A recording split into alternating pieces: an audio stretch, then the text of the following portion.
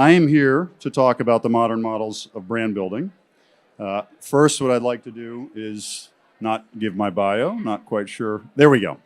Give an introduction on No Sleep Beverage. So my background, I've been in the industry for 13 years, 14 years. I actually started as an entrepreneur with my own brand. After about 2-3 years of doing that, realized how freaking difficult it is to break through the 3-tier distribution system and have a successful brand as an entrepreneur.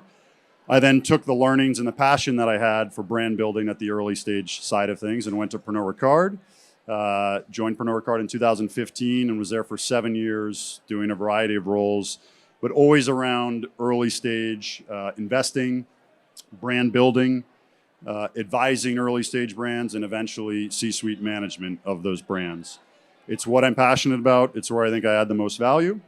And last summer, I made a very difficult decision after a wonderful career at Pernod Ricard to leave and launch No Sleep Beverage. No Sleep Beverage, in a nutshell, is essentially the combination of the learnings that I've had as an entrepreneur and the learnings I've had in the corporate world. And I think we're trying to bring the best practices of both worlds combined into an entity that can help nurture and unleash the real potential of entrepreneurs. Quickly here, I'm not going to go through this slide, but you can see our approach is really a 360 approach. We say we provide capital and capabilities, 2 C's, easy to remember. That's how we market ourselves. We provide capital and capabilities to early stage brands.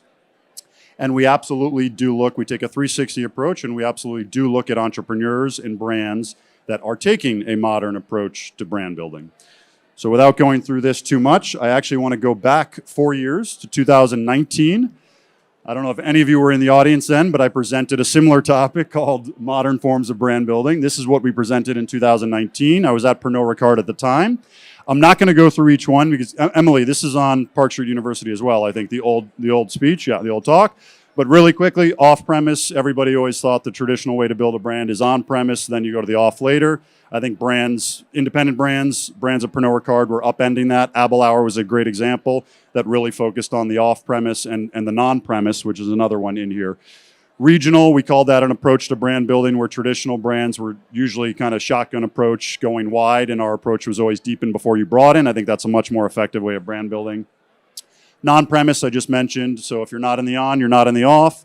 Think of festivals, think of co-working spaces, think of anywhere that's unlicensed but can actually serve or provide alcohol to consumers. We've seen some very successful brands build that way. Crossover partners, again, just the idea hopefully is pretty self-explanatory, but I'll give a hypothetical, a brand that's targeting the better for you consumer, maybe it's a healthier product, might figure out how to team up with yoga studios or Pilates studios or gyms, whatever it may be, to help cross-promote the occasion of yoga and drinking afterwards. Visitor centers and DTC, again, I'll touch on very quickly. I don't think these are actually scalable business models. We can talk offline if you want to hear more about that. But what I would say is I think they're fantastic ways to open your brand to new consumers, and perhaps most importantly, to gather data, right? To gather data on the end consumer, to understand when they're drinking, when they're buying, what they're buying it with, and that can happen at a visitor center or direct to consumer. I'm not going to get into the details again. I think many of you in the audience know that direct to consumer in alcohol beverages, there isn't really pure DTC. Of course, certain state laws allow you to do it. But the point, again, is not selling direct to the consumer. It's actually being able to speak to the consumer and gather that data to then inform the decisions you make in your own brand building process. So I would not say that that was an exhaustive list. This is not a cure-all, or one of these is going to get you to success, but it was a foundation we had at Pernod Ricard. What I'm going to do today is not debunk that. I'm just going to say that in addition to that foundation, I'm here actually really to introduce entrepreneurs. I'm going to talk about 3 other ways of brand building, or modern ways of brand building. Packaging innovation. I think increasingly consumers are wanting to see a traditional type of alcohol beverage that might be served in one package, now served in a different type of package. Maybe an easier way to pour, an easier way to consume. Maybe it's a premiumization of a traditional package that nobody's done before, and you'll hear from one of the entrepreneurs today on something like that. Experiential, I think more and more consumers now want to really experience every aspect of the brand. They want to taste it, they want to smell it, they want to feel it, they want to touch it. They want to live in that world, and I think creating an entire brand world that the consumer can experience is increasingly what consumers want. and we're seeing some very talented brands do that. The last one, in-house tasting agency. I've seen a lot of entrepreneurs build a sales force, and maybe it's an on-prem focus and they share resources.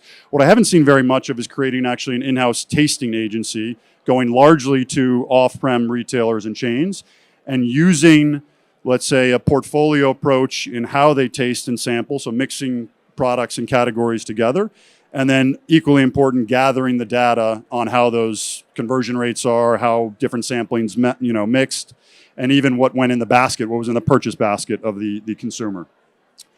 Again, to be clear, this is not super exhaustive, but a build on our prior thinking, and certainly something that we look at today. I think this is an ever-evolving model from our perspective. I guess I'm sticking with there seems to be a honeycomb or bee theme or honey theme of BCB, so we're going with a honeycomb theme here, but enough for me. I wanted to keep my talk as short as possible and really hand it over. I'm not building a brand. I'm building a company where we enable entrepreneurs or unleash their full potential, as we say. I'd rather hand it over to the entrepreneurs to speak better about the unique ways they are brand building. I mentioned packaging innovation. That's Alison Levera with Juliet, who'll come on in a minute. Experiential. Some of you may have heard from Luigi with Cardentia yesterday. He'll talk a little bit about the world he's creating.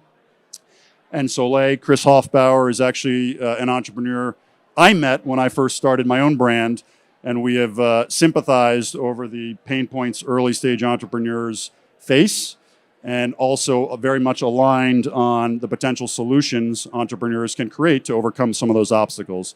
And he's going to speak of that.